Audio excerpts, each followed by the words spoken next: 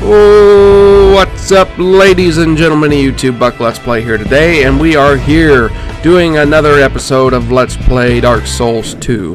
Hopefully we're in for a good treat today. As you can see, we got to the Lost Bastille in the last episode, and I actually pushed my luck a little bit too far here in the Lost Bastille, but as you can see, we're going to take a quick trip to Majula and do a few things there before we progress into the Lost Bastille. So we're going to run in here to see the blacksmith. As you can see, we have 16,000 souls, so we might as well go ahead and do something. We're going to actually purchase a weapon that I want my character to use, the rapier.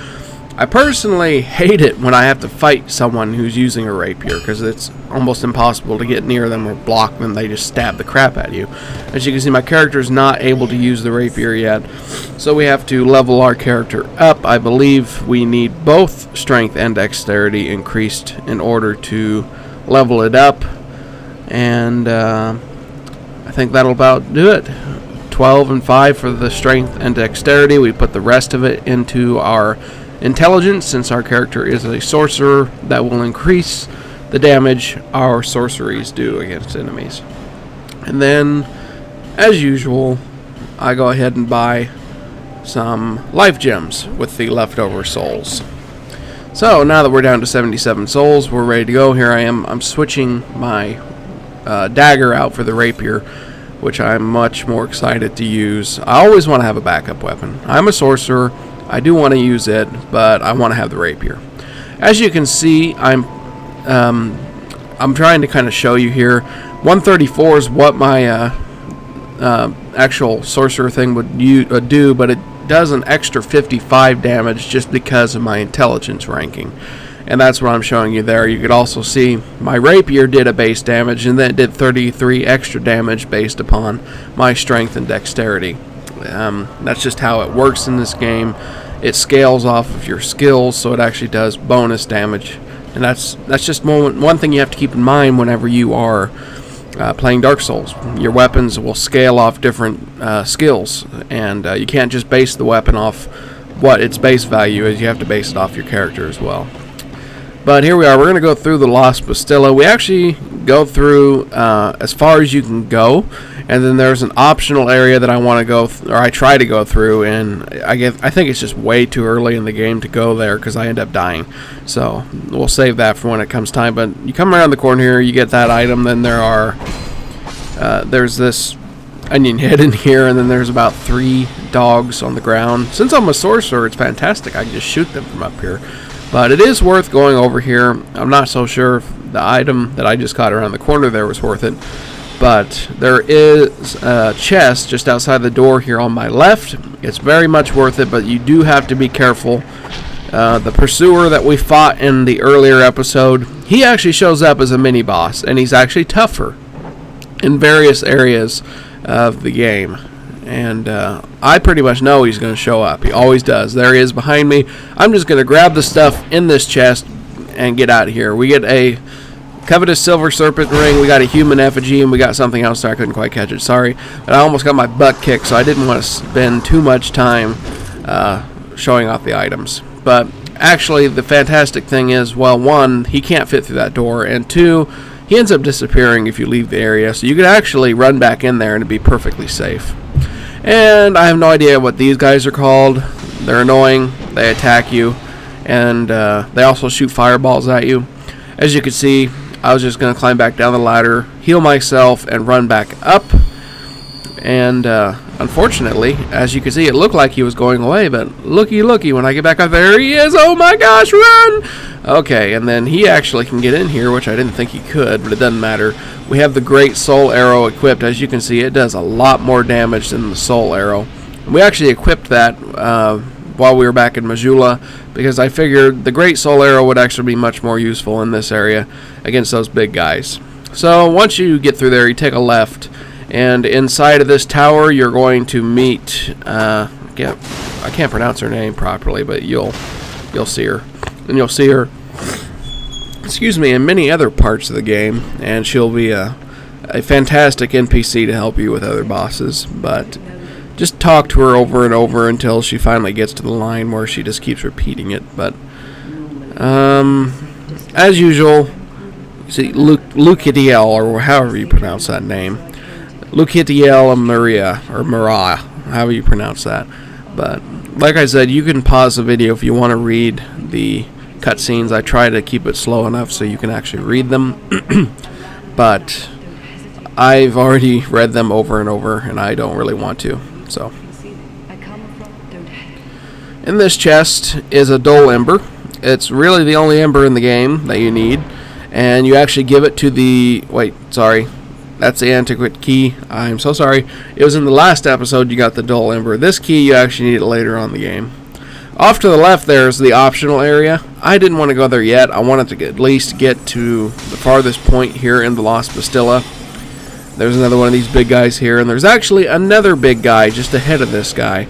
And you want to be careful about killing him because it's very important that you don't blow up the barrel in front of him. There's an explosive barrel in front of him that you need to push down the hill so it can blow a hole in the wall, and behind that wall is a bonfire. Very important. And I don't believe you can blow it up with a firebomb or anything, so you don't want to accidentally blow up the thing in front of him. So you want to lure him away from it. So if you're a melee character, that's the only time it's going to be an issue. Since we're long range, there's no problem. Then of course over here to the left there is an item, a golden pine resin. Always wonderful if you're a melee character. Of course I'm not. You want to very gently push this thing. Sometimes you could push it the wrong way and it actually won't hit its target. I was actually kind of concerned it started to go off to the left, but it actually found its way and it blew up the wall, so we are happy. There's also two dogs over here by this gate, and as for this gate, we can't go through it. We have to actually go to a different area and fight through a whole bunch of different other enemies and open it from the other side. So this is actually the farthest you can go in the Lost Bastille at this point. You light this bonfire, and there's a blacksmith in here, and a lot of people find it hard to figure out how to interact with him. Well, what you do, you light the torch, and you have to light this fire right here, and then go rest the bonfire, and he will come over here, and you'll be able to interact with him and buy stuff. A lot of people who have played the game before and didn't know that, they found it really hard and irritating to figure out, but yep, that's all you had to do. And this is the wonderful blacksmith, in my opinion, because he can actually make your weapons much, much better. Like if you're a melee character, you could actually turn a sword that's already incredible for physical attack into a lightning sword or a fire sword by infusing the weapon. That's why you give him the dull ember that we got earlier, and he uses that dull ember in order to infuse weapons for you. As you can see, he's got a few items in here, and I'm not sure what I'm doing. I think I was just looking and comparing the shield to other things, and as you can see, he sells repair powder. He sold large titanite chunks, I believe. I apologize for that. And then, of course, he'll do all the other basic stuff, upgrade your weapons, etc., etc. And then there are a ton of chests in here, people. So make sure to check those out. You get a large titanite shard from that one. All these chests are well worth it. You want to make sure you open them. You get a titanite shard from that. And you get Craftsman Hammer and Twinkling Titanite. Twinkling Titanite is very important to have. Heavy Bolt, not necessarily that important. We're not using a bow or a crossbow. And then you get an Iron Arrow. Of course, he sells a crap ton of those. If you're a melee character and you want to carry a bow, you could. Alright, I use up some of those Titanite shards, I believe, here. Actually, what am I doing? Okay, we're upgrading my rapier, because my staff has already been upgraded several times, so I decided to upgrade the rapier instead. So now I'm going to do what I probably shouldn't do. Of course, the dogs respawned out here because I rested the bonfire, and we'll have to take care of the enemy up here, which is never an issue. But there's an optional area that you can go to just to the right up here, like I said earlier, and there's like an annoying number of enemies that'll ambush you, bunch of onion heads. There's 2 onion heads guarding it. And I think I died to the onion heads on the outside before I even make it in there. So I decided, you know what, it's not worth it. We're not going in there because it's not even required for the game. And it would probably be better if we level up the character some more before we even try it. But there are items in there that are worth getting. So that's why I wanted to go ahead and give it a try since we were here. But unfortunately, we do not succeed. And you have to forgive me because I don't remember if I actually... If I get killed outside here or if it's inside. Yeah, I was out here. And I'm like, screw it. I mean, that was just 2 enemies. Just think if we had to fight all the 5 or 6 of them that come at you on the inside. And then there's actually a hard mini-boss in there. And I decide it's not even worth going back for the souls. I didn't have that many when I went up there. So we just travel back to Majula, which is the next part of the game that you have to do. You don't have to do anything more at the Lost Bastille. And I decide to go ahead and use these souls up of the Lost Pursuer and what's the other one? Last Giant, because they just give you big weapons. I'm a sorcerer, so I don't need those weapons. So I go ahead and use up those souls. And I want to make sure, I think I level up, but I want to make sure to leave at least 2,000 souls in my inventory. Because down here where we went earlier to get to Heidi's Tower, it's actually a path that opens up and goes a second route, which is where we're going to go. And I'm also going to go over here and check the guy over here. I thought about getting different armor and stuff, but I ended up not doing it. I actually buy the shield here. I finally get a shield. And the Silver Eagle Kite shield is the one that I like. And of course I need a 10 in strength, so I have to upgrade my character to a 10 rank in strength, which I can't remember if we're able to do or not, but I would assume so, because we actually have to have enough souls to make it into the path that changes into the second path. Here you can see I went ahead and equipped my 2 soul arrows and the great soul arrow, because we have 3 attunement slots now. And I think I'm leveling up my character here. I tried to level it up to a rank 10. I couldn't quite do it, but I'm pretty sure I had more souls in my inventory, so we're going to go ahead and use those up. The great souls we already used, and it looks like we don't have any more souls, so actually we're not doing that. So we're going to buy, of course, more life gems from our wonderful little merchant that came to us from the Cardinal Tower. And here's the mansion that from the earlier episodes that we got that key from very early on. This is the mansion.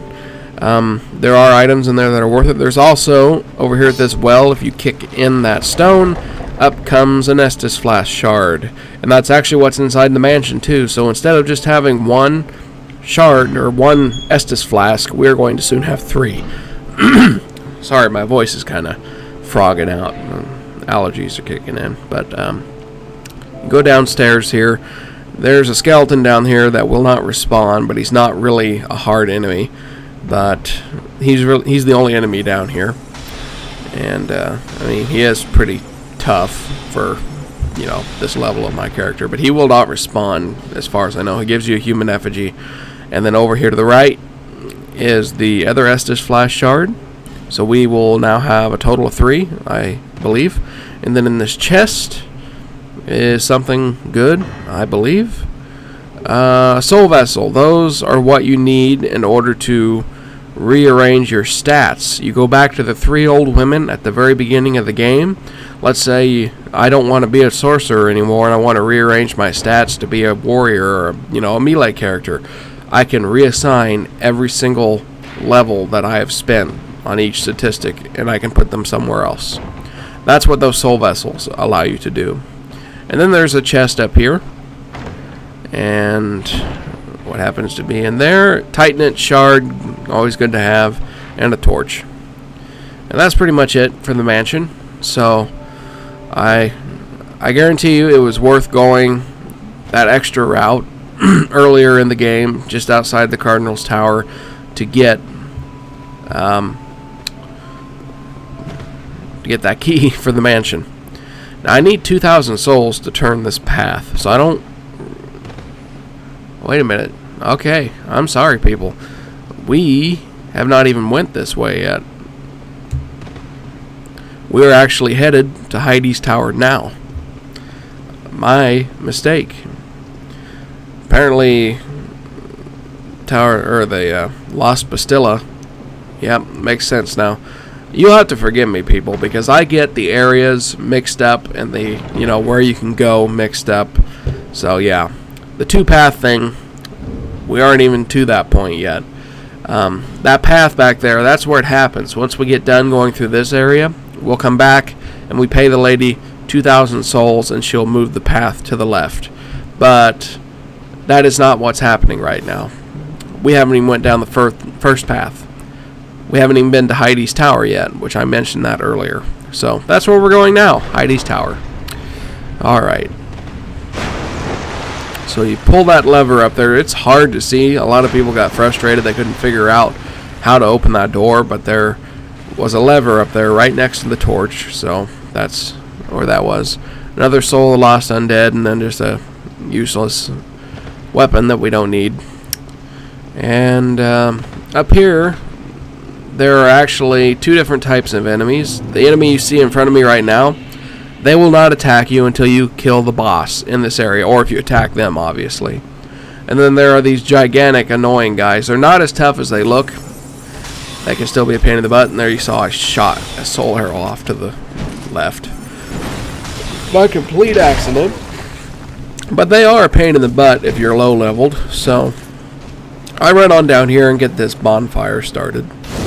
And if I have any sense, I'll rest at it. There we go. I wanted to rest at it so the enemy would go away and leave me alone. And here at one point, I'm actually going to summon a real person to help me get through this area. I mean, it's not completely necessary, but it makes it just that much easier. So, I mean, why not? Take advantage of getting other people's help. As you can see, he almost whipped my butt. So I run back down here and I heal myself. I do go back up there to kill him, but then I run back down here and heal myself at the bonfire once more. And then I use a human effigy to make our way back up through there.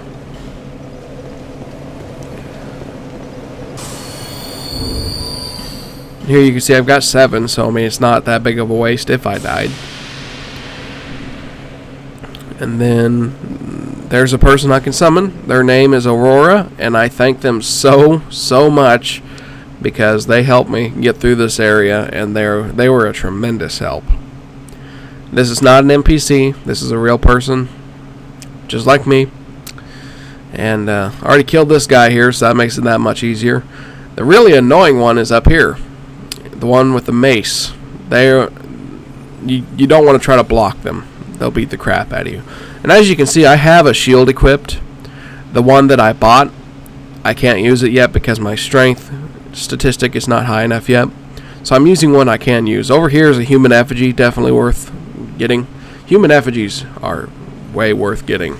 Never pass up an opportunity to get them.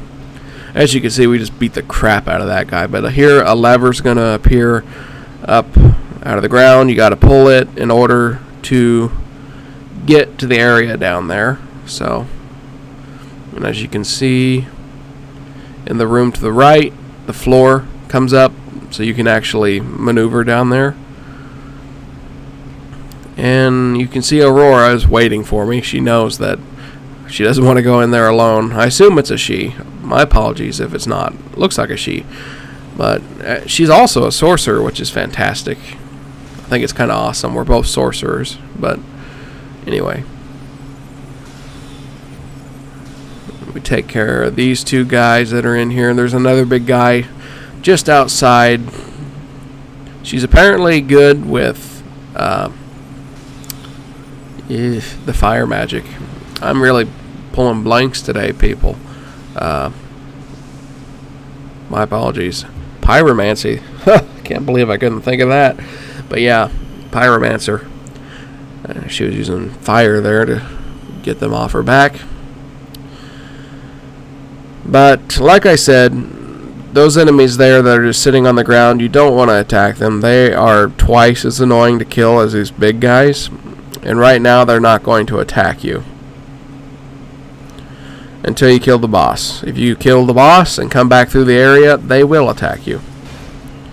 And it's just through those fog doors where the boss is. So, but I do kill this guy because there is a very important ring over there that I want to get. I'll tell you the name of it here in a second because I can't think of it at the moment. Very important ring to have. And that's just a sword. Alright, here we go. The Ring of Binding. You want to make sure after your character dies to put that on. Since I don't have any other rings that are useful for me, I just go ahead and put it on. But if you're a human, you can take that off and use some other ring. Over here's an NPC we can summon to help fight. I believe it's, who is it? Matchless Glencore. He's someone else that we talked to earlier in the game. But, you want to take that ring and put it on after you die because it reduces the amount of health you lose whenever you die again after being dead already. This is the Dragonrider. We don't have too much trouble fighting him. All that black stuff you see around him, he didn't do that. Aurora did that. She's apparently very good with dark magic and pyromancy, as you can see.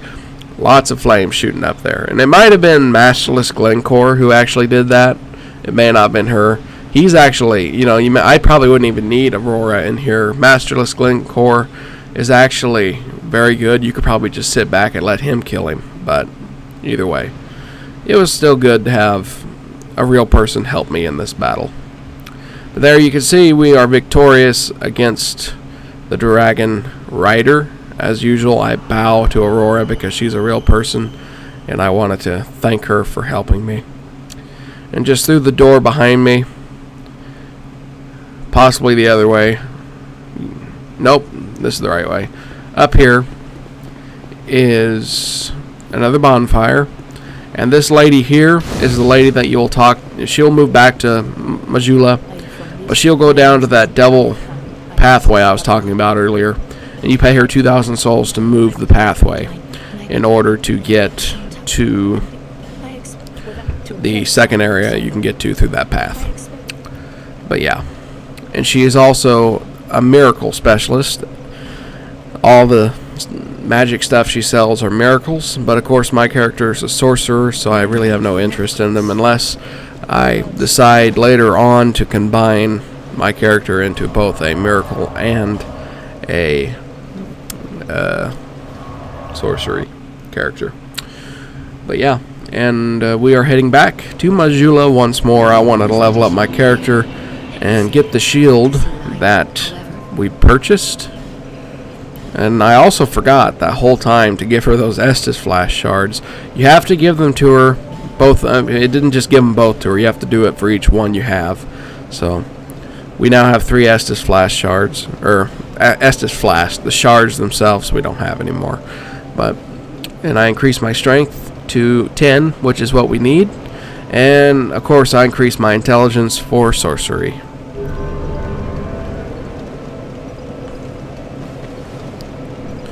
And I'm gonna switch out my shields here.